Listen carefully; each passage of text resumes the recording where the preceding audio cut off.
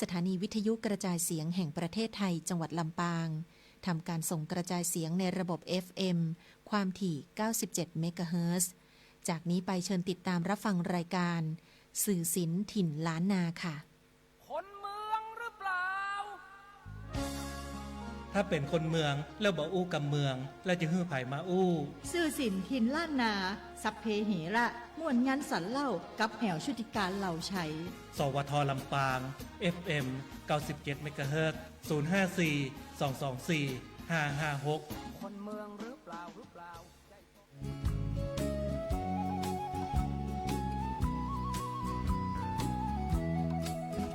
สงครามตะวันออกกลางอย่าฮือหลายอย่างต้องมาเปลี่ยนไปน้ำมันซื้อขายบ่ได้กระทบถึงไทยแบบบ่ได้ตั้งตัวมีเงินแต่หาซื้อยากต้องมาลำบากกันทุกครอบครัววิกฤตติดขัดไปทั่วเพราะทุกอาชีพต้องใจน้ำมันรัดเข็มขัดประหยัดพลังงาน plus พลังงานทุกอย่างที่มีจะใช้ทุกทีต้องใจอย่างประหยัดยักกัน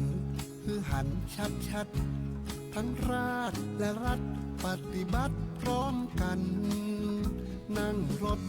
โดยสารประจำทางประหยัดกว่านั่งรถยนต์คนละคันหลายคนไปต่างเดียวกันหารก้าน้ำมันนั่งตัวยกันไป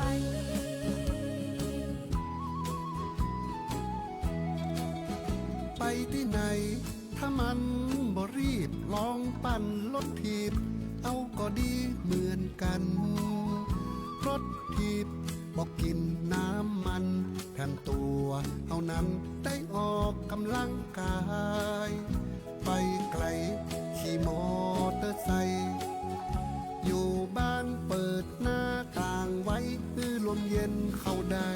โดยบ่ต้องใจเ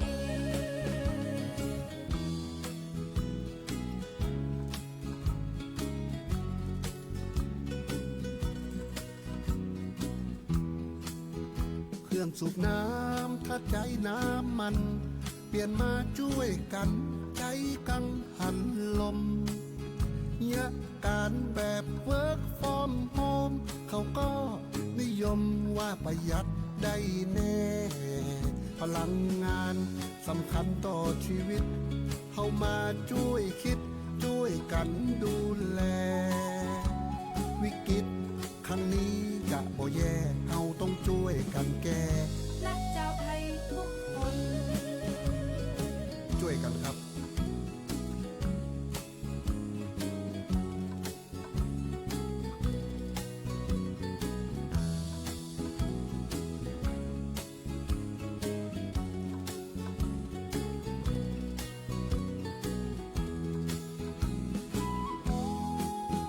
ไปที่ไหนถ้ามันบ่รีบลองปั่นรถถีบเอาก็ดีเหมือนกันรถถีบบอกกินน้ำมันแถมตัวเท่านั้นได้ออกกำลังกายไปไกลขี่มอเตอร์ไซค์อยู่บ้านเปิดหน้าต่างไว้คือลมเย็นเข้าได้โดยบ่ต้องใจ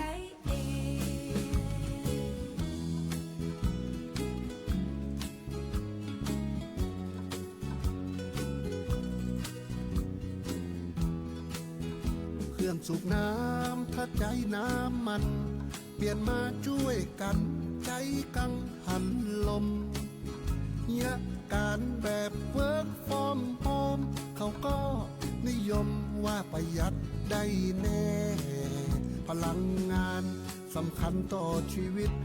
เขามาช่วยคิดช่วยกันดูแลวิกฤตครั้งนี้จะบ่แย่เอาต้องช่วยกันแก้และเจ้าไทยทุกคน รัด เข็มขัดประหยัด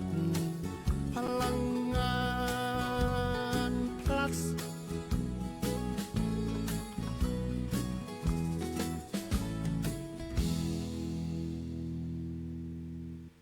ช่วยกันเนาะพี่น้องเนาะรัดเข็มขัดประหยัดพลังงานพลัดนะเจ้าเพลงที่ได้ฟังจบไปไผก็บ่ได้ตั้งตัวสักคนนะเนาะแต่ว่าพอเขาเจอวิกฤตเขาต้องปรับตัวให้ได้และก็อยู่รอดปลอดภัยกันทุกคนทุกบ้านเนอะคุณผู้ฟังเจ้ามาฟังสื่อสินยามบ่ายคลายความร้อนของอากาศที่กำลังเจอกันนี่นะบางคนบอกว่าฮ้อนแต่ฮ้อนว่าโอ้บัดเดี๋ยวนี้หลบอยู่ในบ้านแล้วนะฟังสื่อสินทินล้านนาอยู่กับน้องแอลเนี่ยไอ้น่ะปลากินข้าวล้ำอีกด้วยขอบคุณแจ็คนักเจ้ารัดเข็มขัดประหยัดพลังงานพลัดอีดูหลายคนบอกว่าโอ้มีเทคนิคมาบอกกันเลยนะอีน่ะหรือว่ามีข้อคำถามอะไรอย่างที่อยากจะถามเกี่ยวกับพลังงานเจนได้นะเจ้าถ้าน้องแอลตอบให้ได้ตอบเลยแต่ถ้าตอบมาได้ก็จะฝากคำถามเนี่ยเนาะรวบรวมคำถามนะบอกว่าจะไปถามในส่วนของพลังงานจังหวัดหรือในส่วนของนโยบายนะเจ้าเป็นคำถามของพี่น้องประชาชนที่มีประโยชน์ทุกคำถามบ่ได้ละบ่ได้ขว้างนะที่คุณผู้ฟังเอิ้นมาหรือแม้แต่คำแนะนำดีๆอยู่ที่ไหนก็ฟังได้ฟังชัดทั่วไทยฟังได้ทั่วโลกถ้ามีสัญญาณอินเทอร์เน็ตนี่นะแล้วก็ไลฟ์สดอีแหมกรรมหนึ่งปัดโท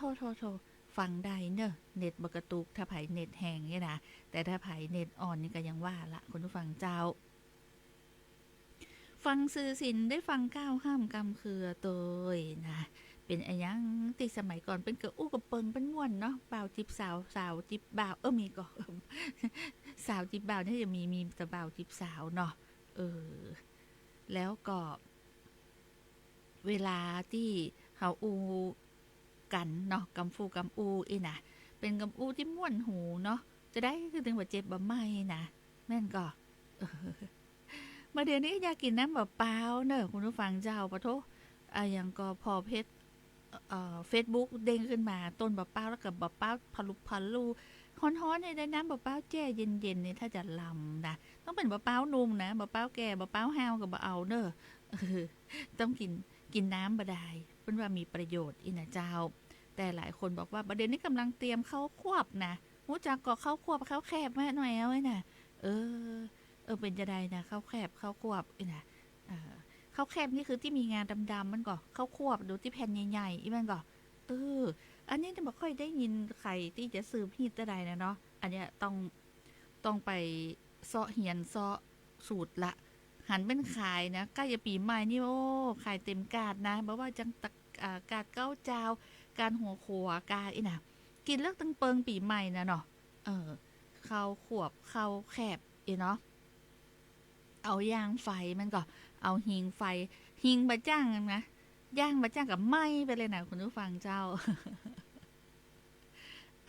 มาฟังซื้อสินทินล้านนากับบทเพลงกำเมืองล้วนๆศิลปินคนเมืองแฮมบปอเจิญจวนประหยัดพลังงานพลัดในช่วงที่ราคาของพลังงานโดยเฉพาะน้ำมันแปลงเนาะหลายคนบอกว่าโอ้บ่ได้ออกบ้านไปที่ไหนเนี่ยฟังซื้อสินเนี่ยบ่ได้ไปนะฟังสวทลำปางนี่แหละนะขอบคุณจ้านะเจ้าประหยัดพลังงานไผมีเทคนิคประหยัดพลังงานจะได้พ่องกับเอิญมาบอกกันตัวเนอร์ที่054-224-556นะ054-224-556เนอร์054-224-556เจ้าหรือไผมีปริศนากรรมตายสุภาษิตไอ้หยังอยากจะฟู่อู้นะเล่าสู่กันฟังกะเอิญมาได้เนาะถึงตุกยากไร้บ่มีไผคบหาถูกตีราคาคุณค่าต่ำต้อยทะแนมวาจาภาษาอ่อนถ้อยก็สูงล่องลอยขึ้นฟ้าคนมั่งคนมีบารมีกับฟ้าท่าใจหยาบจ้าคารมก็เหมือนป่าร้าขี้หมาขี้ตมล่องลอยตามลมเม้นไปค่อยบ้านแม่นก่อค คนตุกอยากไรค่ะอูจ่าม่วนจ่าหวานปักหวานอีน่ะอ่อนน้อมอีดอกไผกับเมตตาเอ็นดูเนาะก็ที่น้องแอลนี่นะอู้อย่างไปนี่ก็ตึงเป็นลมเป็นแรงไว้เนาะหน้าตากับบดีแหม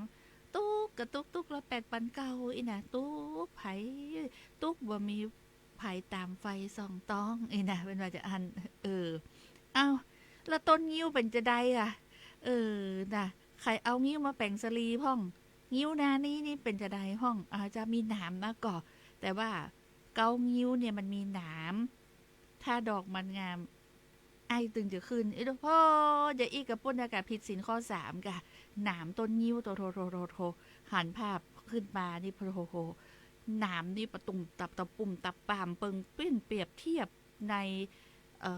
เป็นอย่างก็ขุมนรกกี่ขุมที่ไหนกับบ่ฮู้เนาะเปรียบว่าปินต้นงิ้วอีน่ะเพราะฉะนั้นคุณผู้ฟังเจ้ามาฟังซื้อสินนี่มาฟังซื้อสินนี่อยากจะอย่างก็ฟังเพลงอย่างก็เอิ้นมาที่054-224-556กันแล้วกันเนาะเป็นว่านกบ่มีขนบ่มีนกบ่มีขนคนบ่มีความหูขึ้นที่สูงมาได้บางคนมีพร้อมยอมบ่สนใจละขว้างมันไปโอกาสต่างหน้า อยู่อย่างเป็นท้องว่าอยู่อย่างเรียบง่ายปล่อยวางบางอย่างเนาะแต่ว่าบางอย่างเนี่ยการเว้นระยะห่างทางสังคมเนี่ยช่วยลดการแพร่เชื้อได้เนอะเรื่องอย่างเรื่องของโรคภัยไข้เจ็บนะภัยที่บอกว่าโอ้ช่วงนี้อากาศร้อนแล้วก็เป็นเมื่อยเป็นไข้เป็นหวัดเป็นไอนะก็ต้องปฏิบัติตัวให้ดีออกนอกบ้านนะดูแลสุขภาพกันโดยคุณผู้ฟังเจ้าใส่หน้ากากนะช่วงที่มีฝุ่นละอองเกินการมาตรฐานเนาะสำนักงานสาธารณสุขจังหวัดลำปางหรือว่าสสจ.ลำปางเนี่ยเปิ้ลก็จะมีการรายงานประจำวันและมีก็แนะนำตัวว่าเราจะต้องปฏิบัติตัวจะได้วันที่มีค่าฝุ่นสูงพ่อแม่พี่น้องประชาชนที่อย่างก็อยู่ในกลุ่มเสี่ยงนะเจ้าอยู่ในกลุ่มเสี่ยงโรคภัยไข้เจ็บเนี่ยจะต้องปฏิบัติตัวจะได้อันเนี้ยมันจะมีรายงานทุกวันนะเจ้าในส่วนของสำนักงานสาธารณสุขจังหวัดลำปางที่รายงานค่าฝุ่น PM 2.5 คือเฮาได้รับรู้รับทราบกันแล้วก็ในส่วนของสำนักงานสาธารณสุขจังหวัดลำปางเปิ้นก็จึงรุกเลยนะแจกแมสแก่กลุ่มเสี่ยงเนาะในเรื่องของ PM 2.5 ในเขตอำเภอเมืองลำปางเจ้าซึ่งทางด้านนายแพทย์ทวีรัตน์ศรีกุลวงศ์นายแพทย์สาธารณสุขจังหวัดลำปางก็ได้นำทีมบุคลากรทางการแพทย์ทีมปฏิบัติการฉุกเฉินกรณีฝุ่น PM 2.5 จากสำนักงานสาธารณสุขจังหวัดลำปางโรงพยาบาลลำปางและสาธารณสุขอำเภอเมืองลำปางลงพื้นที่เจิงรุกแจกจ่ายหน้ากากอนามัยให้กับกลุ่มเสี่ยงผู้ป่วยติดเตียงในเขตอำเภอเมืองลำปางเพื่อป้องกันผลกระทบต่อสุขภาพจากสถานการณ์ฝุ่นละอองขนาดน้อย PM 2.5 ในพื้นที่ตำบลหัวเวียงตำบลต้นธงชัยและกับตำบลตุ้งฝายเพื่อให้ได้รับการดูแลอย่างใกล้ชิดและก็ลดความเสี่ยงจากการสัมผัสฝุ่นละอองนอกจากนี้กลุ่มเปราะบางอื่นอย่างเช่นผู้สูงอายุละอ่อนน้อยคนท้องผู้ป่วยโรคเรื้อรังในช่วงของสถานการณ์ค่าฝุ่นที่มีผลกระทบต่อสุขภาพแนะฮือสวมหน้ากากป้องกันฝุ่นที่ได้มาตรฐานและก็ฮือหลีกเลี่ยงกิจกรรมกลางแจ้งโดยและก็ขอฮือติดตามสถานการณ์คุณภาพอากาศอย่างต่อเนื่องโดยเนอร์นี้ส่งความห่วงใยนะเจ้าซึ่งในทีมของสาธารณสุขจังหวัดลำปางเปิ้ลก็ลงพื้นที่นะแจกแมสเนาะแจกหน้ากากให้กับกลุ่มเสี่ยงในเรื่องของ PM 2.5 เป็นการแจก N95 นะคือหน้ากากที่ป้องกันฝุ่น PM 2.5 ให้กับกลุ่มเสี่ยงในพื้นที่อำเภอเมืองจังหวัดลำปางของเฮาเจ้าซื้อสินเห็นแล้วนาสายนี้จากที่ไหนบยอมลดละสวัสดีเจ้าแม่ท่าครับจากแม่ท่าอันหยังแม่ท่ามีหลายบ้านกิวอันหยังเจ้าเดี๋ยวก่อนค่ะมีกิวห้องกิวหลวง9กิวเอากิวอันหยัง9กิวเจ้าว่าได้เจ้าเมียของเมืองครับเมียของเมือง ฟังภาษาดาราครับ ได้เจ้า เดี๋ยวจะเซาะเด้อได้เจ้าอ่ะจากบ้านนาก้าวกิวเนาะบ้านนาก้าวกิวนี่คือที่ทีมงานโสทรลำปางเฮาไปไลฟ์สดเนาะที่เป็นมีการ์ดนั่นนะข่าวแล้วเนี่ยนะที่ปีรุงสุรีของเฮาเนาะได้ประสานงานกับสวทลำปางของเฮาที่ได้ไปไลฟ์สดแฟนรายการเอิญมาละอันนี้คือผลสำเร็จเครือข่ายที่ฟังสวทลำปางของเฮาตังนาก้าวกิวฮ้อนก่อก็ลืมถามไปนะ ลืมถามไปว่าฮ้อนว่าเจ้าตังปูนนี่เนาะเป็นมีกลุ่มฮักน้ำจางเป็นมีอะไรอย่างตังนั้นนี่ถ้ายังมีต้นไม้นักแต่ถ้าอย่าบัดตะไดเนาะเนาะลืมถามไปเนี่ยปักปึกเป็นห้องปักปึก เมียครองเมืองอีเนาะเทพธาราปัญญาเนาะเทพพราปัญญาสิอย่างนี้ละแม่นก่อนเมียครองเมืองบักคืนเดี๋ยวก่อนเด้อเดี๋ยวฟังเพลงอื่นไปก่อน ฟังเพลงอื่นไปก่อนนะตอนนี้ยังมาปะเตื้อเดี๋ยวก่อนเด้อเป็นเพราะไอ้อย่างถึงบ่ขึ้นบ่ามาเป็นยังเดี๋ยวถึงเปิดให้ได้เดี๋ยวคุณผู้ฟังรอก่อนนะน้ำมันที่มีก็จะพอใช้ช่วยกันเพื่อประหยัดไฟช่วยชาติช่วยไขพลังงานพอเพียงรวมมือมาประหยัดกันน้ำมันที่มีก็จะพอใช้ช่วยกันเพื่อประหยัดไฟช่วยชาติช่วยไขพลังงานพอเพียงช่วยกันอย่างนี้น้องให้จำให้มัน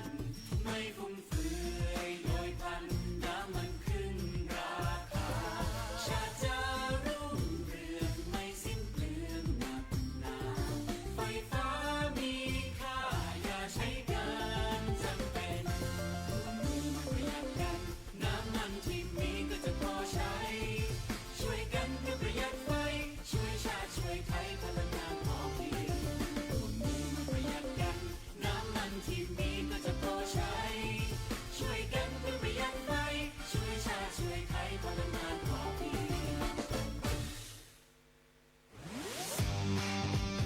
ขอเชิญทุกท่านร่วมส่งต่อกำลังใจให้เจ้าหน้าที่ดับไฟป่าโดยสนับสนุนน้ำดื่มเครื่องดื่มเกลือแร่หน้ากากป้องกันฝุ่นยาเวชภัณฑ์รองเท้าข้าวโพดหรือสตาร์ทดอยและไฟฉายติดหน้าผากมอบให้เจ้าหน้าที่เขตห้ามล่าสัตว์ป่าดอยพระบาทและเครือข่ายเฝ้าระวังไฟป่าในพื้นที่จังหวัดลำปางร่วมสมทบได้ที่สถานีวิทยุกระจายเสียงแห่งประเทศไทยจังหวัดลำปางหรือสวทลำปาง FM 97 เมกะเฮิรตซ์โทร 054224561 ในวันเวลาราชการติดตามรายละเอียดเพิ่มเติมที่เพจ Facebook สวทลำปางกรมประชาสัมพันธ์เตรียมตัวให้พร้อมความยิ่งใหญ่กลับมาอีกครั้งกับงานลำปางเซรามิกแฟร์ครั้งที่ 38 ต้อนรับเทศกาลสงกรานต์พบกับสินค้าเซรามิกคุณภาพส่งออกและของดีเมืองลำปางกว่า 150 บูธเพื่อเป็นของขวัญของฝากของที่ระลึกให้คนที่คุณรักพร้อมร่วมสนุกกับเวิร์กช็อปปั้นและเพ้นท์ด้วยตัวเองชมความบันเทิงจัดเต็มทุกวันกับศิลปินชื่อดังอาทิไม้เมืองเต๋าภูสินทร์อ้อมรัตนังตู่ดารณีและอีกมากมายพร้อมส่งแรงใจเชียร์การประกวด Cover Dance เต้นบาสโลปการประกวดวงดนตรีห้ามพลาดช็อปสนุกพร้อมลุ้นทองและเครื่องใช้ไฟฟ้าอีกเพียบทุกวันพิเศษวันสุดท้ายลุ้นรับทองคำมูลค่า 100,000 บาทห้ามพลาด 2-11 เมษายนนี้ณศูนย์ประชุมและแสดงสินค้าอุตสาหกรรมภาคเหนืออำเภอเกาะขาจังหวัดลำปางตั้งแต่ 9 นาฬิกาถึง 2 ทุ่มมาเที่ยวกันเยอะๆนะครับ ขอเชิญร่วมงานสุขสันต์หันษารถไฟรถม้านครลำปางประจำปี 2569 วันที่ 1-4 เมษายนนี้ณสถานีรถไฟลำปางพบกับนิทรรศการรถไฟและรถม้าลำปางสินค้าของดีวิถีชุมชนพบขบวนพาเหรดรถม้าพร้อมการแสดงดนตรีซิมโฟนิกแบนด์ชมเรลลี่รถม้าหุ่นละครเล็กโจหลุยชมการประกวดหนูน้อยคาวบอยล้านนาและพบศิลปินชื่อดังเท่อุเทนอ้อมรัตนังสีเผือกคนด่านเกวียนล้านนาคันที่แล้วมาพบกันที่งาน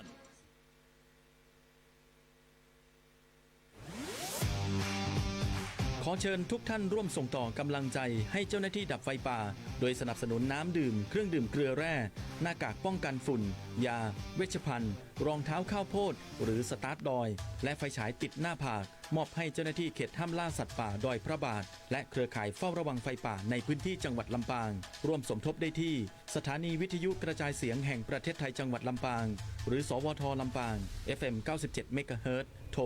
054224561 ในวันเวลาราชการติดตามรายละเอียดเพิ่มเติมที่เพจ Facebook สวทลำปางกรมประชาสัมพันธ์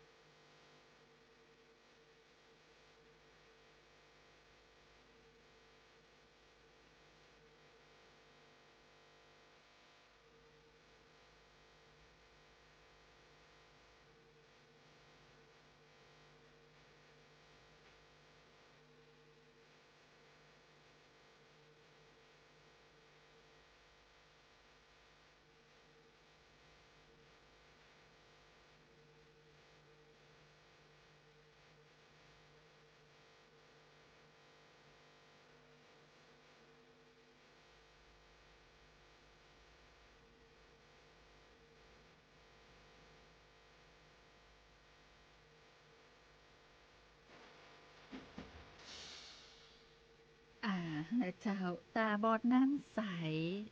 คุณผู้ฟังเจ้าเป็นบอกว่าเบ้นมาเว้นคือปอศอกเว้นบอกเว้นคือปอวา เว้นโควิดนั่นกาบอดีคือเข้าไก่ปิดปากปิดดังทุกครั้งจะได้สุขะปลอดภัยเพิ่นว่าสบายใจนะเจ้าอีนะคุณผู้ฟังสายนี้จากที่ไหนต่างใดประหยัดพลังงานสวัสดีเจ้าเขาขอรายงานตัวจ้าคนสวยเจ้าขอบคุณเจ้าจากเกาะแขเนาะต้องรายงานตัวคุณผู้ฟังเจ้าขอบคุณจัดนักเนาะไผมีเทคนิคประหยัดพลังงานจัดใดไผว่าอยากมีข้อคำถามอย่างฝากได้เลยนะถ้าแอลตอบมาได้เนาะมามีข้อมูลก็จะถามบอกว่าจะเป็นเรื่องของพลังงานราคาน้ำมันที่พุ่งสูงขึ้นวิกฤตพลังงานที่เราเจอเนาะรัดเข็มขัดประหยัดพลังงานพลัดในช่วงนี้371เสียเสากระพัดเด้อเดือนนี้เดือนอะไรอย่างน่ะคุณผู้ฟังเจ้าเดือน7บัดเดียวนี้เดือนบัดเดือน7อุรัชมาวันนี้นี่คืน13ค่ำเดือน5เนาะเดือน5เดือน6เดือน7มันก็371เสียเสากระพัดเกียง59เสียติดกับจันยี่60เสียงการวันเดียว371เสียเสากับพัด482เสียสุกกับปุดเนาะเจ้าแห่งคนอยู่ที่น้ำลายแห่งควายอยู่ที่แม่น้ำแต่กะคุณผู้ฟังเจ้าแมงมันยังมีก้าตัวเนาะแปลงโดยนะเต้าแมงมันนะกิโลตะใดเป็นปัน2 ปันแม่นก่อคะแนนแมงมันนะมีแค่ตัวเลยคุณผู้ฟังเจ้าน่าภาษาอย่างคนดีคนงามมีแค่ตัวเนาะสวัสดีเจ้าน้องแอลเจ้าแม่รายงานตัวเจ้าน้องแอลลูกออดน้องแอลว่าอย่างกำเมียงห้องว่าใดเนาะลูกออดกำเมียงบนห้องอย่างไข่หูพองนี่ตอบแม่มอนกำดูไข่หูพองตอบแม่มอนกำเจ้าไข่หูวางเลยนั่นนะกะไข่หูบอกเลยเด้ออีหวกน้ำตาอีหวกแม่อีหวกเจ้านั่นแหละลูกอ่อนคนไทยห้องลูกอ่อนคนกินกันนะแล้วแม่ไปจะกินน้อยเอากินก็มันยังบ่ฮู้จักเลยนี่เดี๋ยวก่อนเด้อมันใหญ่มันเป็นกบนะแม่ถ้ากบที่ยังเพราะว่าเนาะนั่นน่ะเวลามันใหญ่ขึ้นมามันจะเป็นกบนะแม่อีหวกกำเมียงห้องอีหวกเจ้าเอาเพลงอย่างก็ได้แม่รายงานตัวได้จ้าตะกี้ยังซ้อมเมียของเมืองบ่ได้เด้อเดี๋ยวนี้วันนี้เป็นอย่างบ่ฮู้นี่หมุนติ้วนี่ได้แปะไว้ก่อนลูกออดอีหวก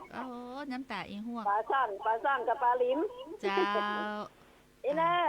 เจ้าสวัสดีเจ้าแม่มอนเจดีสาวขอบคุณจัดนักเด้อแม่มอนเจดีสาวนะนี่แม่เป็นแม่อยู่น้ำยังอยู่กับลูกนี่ล่ะเนาะของกินลมอยู่ที่คนมากแม่ตอนนี้กินข้าวกับอย่างกันจ้าหลายที่หลายต่างกินอย่างกันจ้าคุณผู้ฟังแม่ตอนนี้กินข้าวตอนกับยังบางพ่องก็กินก๋วยเตี๋ยวบางพ่องก็กินข้าวเตี๋ยวบางพ่องก็กินซาบางพ่องก็กินลาบบางพ่องก็กินอย่างก็น้ำพริกเนาะแต่อย่างที่บอกว่าของกินลำอยู่ที่คนมักเนาะเรื่องของพลังงานเราต้อง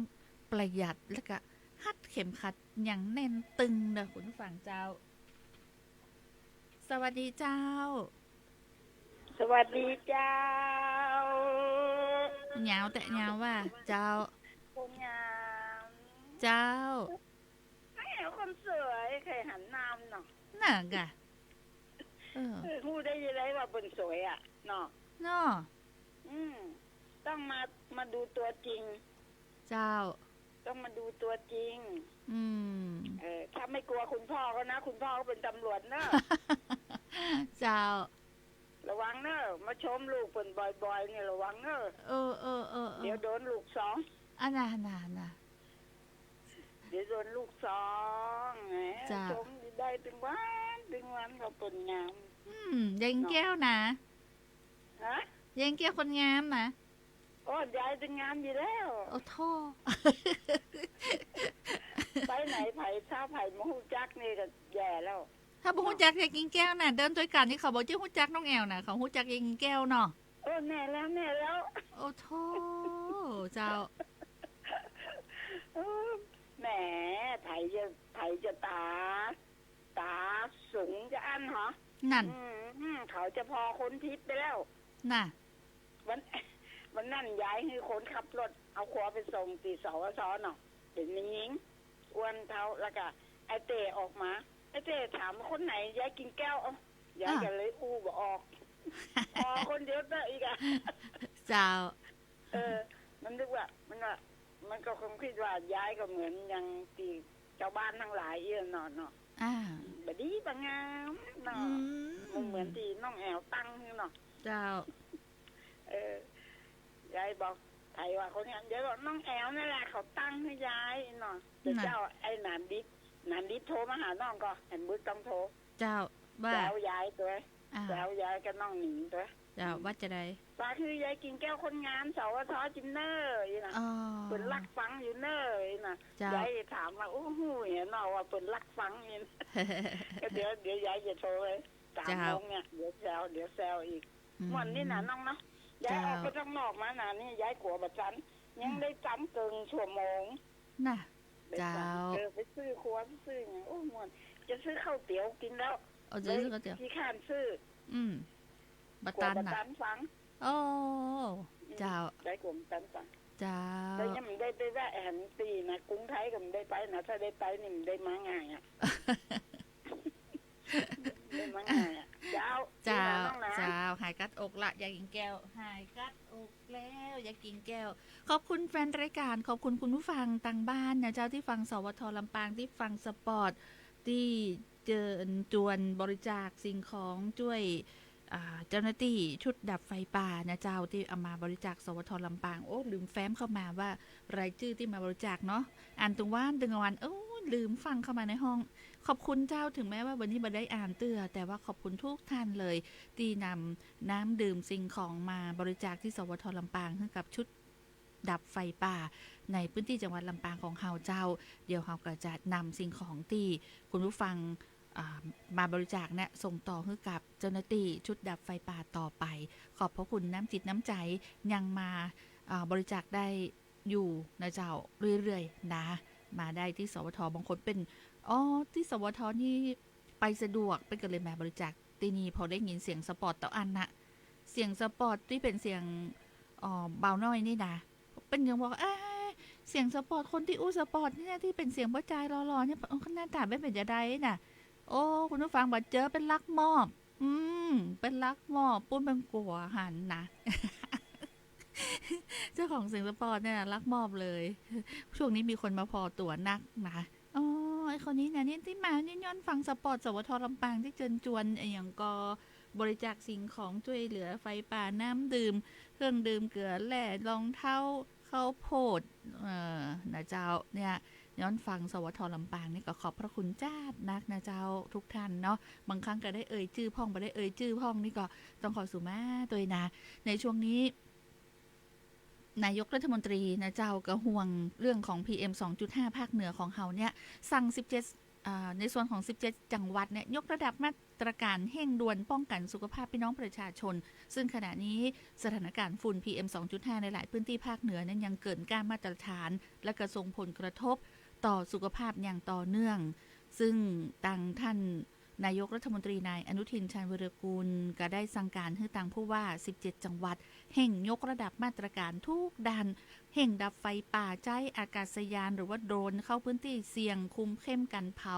บังคับใช้กฎหมายอย่างจริงจังเสริมเฮลิคอปเตอร์ฝนหลวงลดฝุ่นในอากาศประสานประเทศเพื่อนบ้านแก้หมอกควันข้ามแดนพร้อมขอความร่วมมือประชาชนดูแลสุขภาพสวมหน้ากากป้องกันฝุ่น PM 2.5 เลี่ยงกิจกรรมกลางแจ้งงดกันเผาทุกชนิดหากมีอาการผิดปกติค่อยกระจายไปพบหมอโวยๆรัฐบาลก็ย้ำว่าสุขภาพของประชาชนต้องมาก่อนเดินหน้าควบคุมสถานการณ์อย่างเต็มที่ในเรื่องของฝุ่น PM 2.5 นะเจ้าก็แสดงความห่วงใยกับสถานการณ์ฝุ่น PM 2.5 และก็ได้สั่งผู้ว่า17จังหวัดภาคเหนือยกระดับมาตรการลดผลกระทบป้องกันสุขภาพของพี่น้องประชาชนแล้วนะเจ้า ซื้อสินทินล้านนาสวทลำปาง FM 97 เมกะเฮิรตซ์ในช่วงของเจิญจวนประหยัดพลังงานใครมีข้อคำถามอะไรยังเกี่ยวกับพลังงานเมียคลองเมืองนี่บ่ได้ฟังเตื้อก็บ่ต้องเป็นอย่างนะวันพุธถึงได้ฟังเนาะ เพราะว่าเวลาเว้ยเจ้าส่งเพลงอื่นหอมปอยก่อนเนาะ ตังนะก้าวกิวนะแปะไว้ก่อนเดี๋ยววันพุธมาเปิดให้ฟังนะเจ้าเอาเป็นว่าในช่วงนี้มีที่สายนี้สวัสดีเจ้าเอาอีกแล้วเจ้าว่าเจ้าวันนี้บอกขอฟังเพลงแล้วเนาะอันนี้แม่มาได้เจ้าอันนี้แม่ยังFC ในบ้านไห้เจ้าสาวงามในบ้านไห้เพลงไอ้อย่างก็ที่ขอไว้ย้ำฮกเจ้าย้ำฮกได้กะได้ย้ำฮกแฮมมาถึง10 นาทีได้ฟังอยู่เจ้าแล้วน้ำบ้านไห้นี่หมอกควันเบ็ดจะได้พ่องนี่แล้วพลังงานเรื่องของน้ำมันนักขนาดเจ้าควันเนี่ยแล้วก็ประหยัดพลังงานจะได้อยู่บ้านน้ำบ้านไห้นี่ขี่รถเที่ยงนะเจ้าขี่รถถีบบัดเดี๋ยวนี้ขี่รถถีบแล้วกะเจ้าเอารถถีบเท่ามาขี่แล้วเจ้ารถถีบเท่ามาขี่แล้วตีแน่ๆมีกี่กันรถถีบเข้ามี2 กันนาน บอกหมด มี2 กันใจได้ถึง2 กันก็ใจได้ถึง2 กันเจ้าขี่2 คนเลยดูคือว่านี่รถเที่ยงนี่มันได้เสี่ยงสตังค์สักอย่างเนาะใจรถถีบเลยโอ้แล้วเวลาไปขุดอย่างก็แก้ปมคามนี่อย่างไรก่อนรถถีบเลยค่ะเจ้ากะแล้วประเดี๋ยวนี้นามาตามสัญญาหันก่อนแล้วมาอย่างมาเดียวนี่พอจะหมดเวลาแก้ปมคามนี่มีกี่อย่างมีสตาร์สปอนเจ้านั่นนะวันพุธนะมาเจ้านะพอปุ๊บ2:15นี่อยู่อู้เรื่องแก้ปมคามเลยนะเจ้าแล้วแก้วอันอย่างที่แปลงที่สุดเป็นผู้ยังเจ้าแห่ขุดแงกเจ้าขุดแงกบ่ค่อยมีเขียมเนาะมันเขียมเจ้าเนาะเพราะว่าสรรพคุณหรือว่าเรื่องของพุทธคุณเรื่องอันอย่างต่างๆเนี่ยก็หลายคนก็ยังบ่ฮู้เดี๋ยวจะฮืออีปีอู้วันพุกนะเนาะส่งเสริมอัตลักษณ์ท้องถิ่นสังกะเตินเมืองเถินบ้านเฮาเนาะเรื่องของแก้วปงคามแก้วขนเล็กแก้วแลแก้วอย่างอู้ทั้งหมดนะพี่เหาได้กินมดแดงแล้วยังเจ้าขยากเนาะแต่มันให้นักก่อนมาเจ้าจะแปลไปซ้อโอ้กันนึกว่าห่อ1 รอห่อ1 รอก็ได้จ้ะห่อ1 รอเดี๋ยวเอาไว้ถ้าได้ไปเมื่อใดเราจะเอิ้นไปหาเนอะเจ้าขอบคุณเจ้าเจ้าเป็นแล้วเจ้าโอ้อย่างมาใจดีว่าจะปาไปซ้อไอ้พาโทอย่าเกิดใหญ่มานี่ยังมาเคยสีเต้งมดแดงกำเตือนนะ FC นะมันไทยแต่ว่าถ้าห่อนึงไว้คือกินนี่เนี่ยอันนั้นนะสะดวกจิม บอกว่าขอย้ำฮกนะขอไม่ได้ก็ตัวเองมาตอนท้ายอย่าละขายอย่าไปเปิดให้ตันนะคิวเพลงเป็นยาวไปถึงแม่จึงหายลุ่มปุ๊นะเนาะนะ FC นะมันไทยนี่นะย้ำฮกเนาะได้ในช่วงท้ายนี้ลาคุณผู้ฟังแต่เพียงเต้าอี้กันแล้วกันวันพุธมาปะกันใหม่เรื่องของเจิญจวนประหยัดพลังงานไผมีเทคนิคจะใดหรือไผมีข้อคำถามอย่างเกี่ยวกับพลังงานเจิญได้อู้จากันในช่วงของสื่อสินทินล้านนาจะเอียแอลชุติการเราชัยจวนอูเจ้าวันนี้จุกนี้มีความสุขทุกคนสวัสดีเจ้า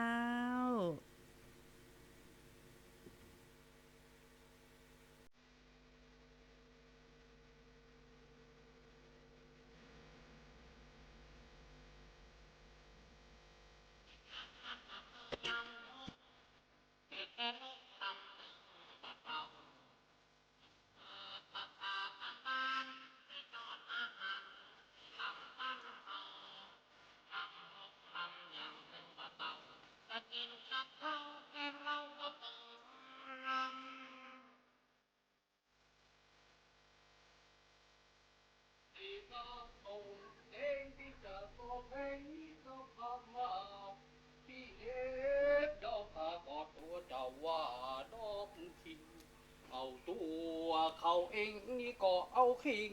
เขาฮักแม่ใบหน้าเกวนน้องแจ้งมาเจ้ามาจ้อยๆซอๆเนาะแต่งตัวงี้ไปไหนเนี่ย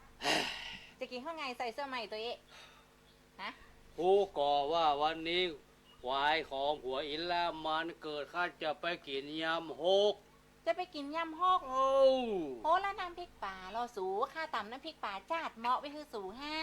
น้ำพริกป่าโนสวนเวอลากรเนี่ยพักแค่นี่ก็สูมากเนาะบะห้อยนกแหมย่าโอ้มาอู้เป็นกรรมอย่างใหญ่ปูเนี่ยบักกินข้าจะไปกินยำหนึ่งก็ต้องมากินไง2ก็ซ้ำให้34ก็ซ้ำบักกินใหญ่บักกินตัวข้าจะไปแล้วนะเข้าหูเดี๋ยวย่างแถมหม้อถ้าสู่ไปแต่นะถ้ามันลำนะภาษามันแก่นใหญ่แต่นะเอาใส่หม้อเขียวมือให้ข้าหน่อยเนอะน้ำฮกแล้วนะ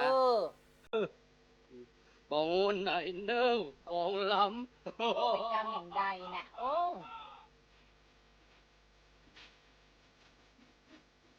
พ่อแม่มาจากบ้านลูกเอ๋ยนึกแล้วว่าจะได้กินได้หม่ำไม่รู้เคยจะหอมกินยังฮกตั้งนักฮกบาปากสักคำพ่อมีแล้วก็ต้องอดหม่ำอด